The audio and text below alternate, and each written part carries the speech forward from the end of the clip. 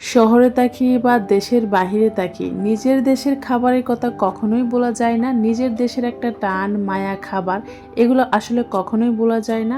আসসালামু আলাইকুম, সবাই কেমন আছেন? আলহামদুলিল্লাহ, আমরা অনেক ভালো আছি। হঠাৎ করে সন্ধ্যার সময় মনে হলো যে পিঠার কথা, আর এই পিঠাগুলো কত বছর হলো খায় না। তো আমার ভাগ্নিকে বলতেছিলাম চল এই পিঠাগুলো বানা। তো আমার ভাগ্নি কখনো এই পিঠা বানায়নি, আমি কখনো একা এই পিঠা বানাইনি। তো শুরু করলে তো অবশ্যই শেষ হবে। সে আর আমি নিচ থেকে চালের গুঁড়া নিয়ে আসলাম কিনে, তারপর বানানো শুরু করে দিলাম। কে কে এই পিঠাগুলো চিনেছেন বলবেন কিন্তু অবশ্যই।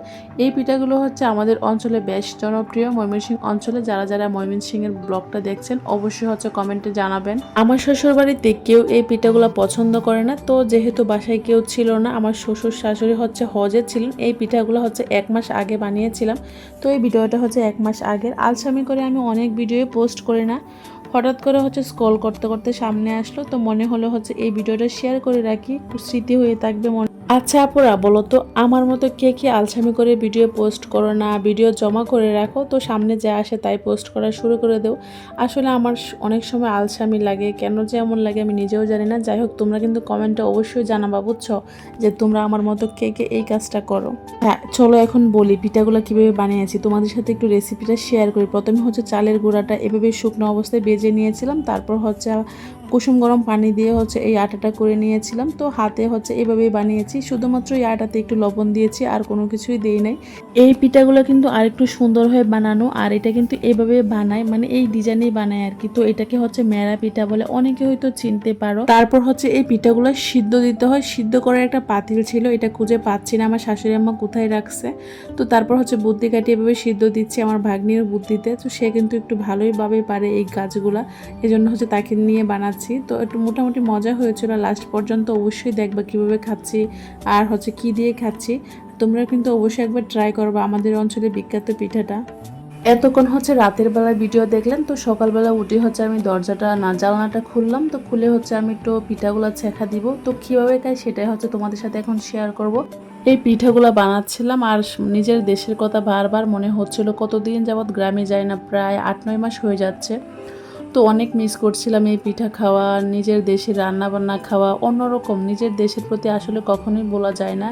আরেকটা কথা কি জানো, আমি যে ভর্তাগুলো শেয়ার করি, রান্নাবান্না শেয়ার করি, যেগুলো আমি রান্না করে খাই এগুলাই শেয়ার করি, কিন্তু বাসায় যে রান্নাবান্না করা হয় সবার জন্য এগুলো কিন্তু আমি বেশিরভাগই শেয়ার করি না।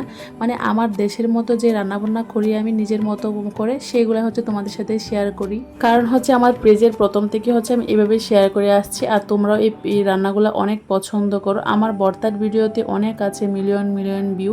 তো এই জন্য তোমরা ভর্তা পছন্দ করো, আমি ভর্তাটা শেয়ার করতে চেষ্টা করি। আর আমি যে কোনো রান্না বান্না হোক, বাসায় অনেক প্রকার রান্না হোক, তারপরে আমি একটু ভর্তা বানিয়ে হলেও খাই।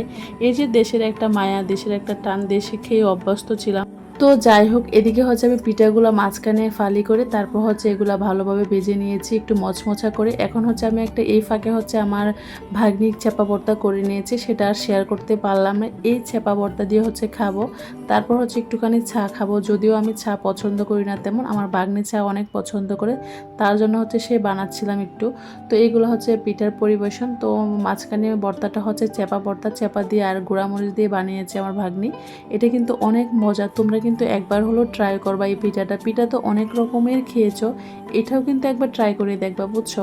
এটা কিন্তু আসলে অনেক মজা। তো বারান্দায় চলে আসলাম কয়েকটা পিক নেওয়ার জন্য। পিক তো নিতেই হবে, যেহেতু ফেসবুকে পোস্ট করতে হয়। তো আসসালামু আলাইকুম, সবাই ভালো থাকবা, সুস্থ থাকবা, আর সম্পূর্ণ ভিডিও দেখে তারপর একটা গঠনমূলক কমেন্ট করবা। আল্লাহ হাফেজ, টাটা।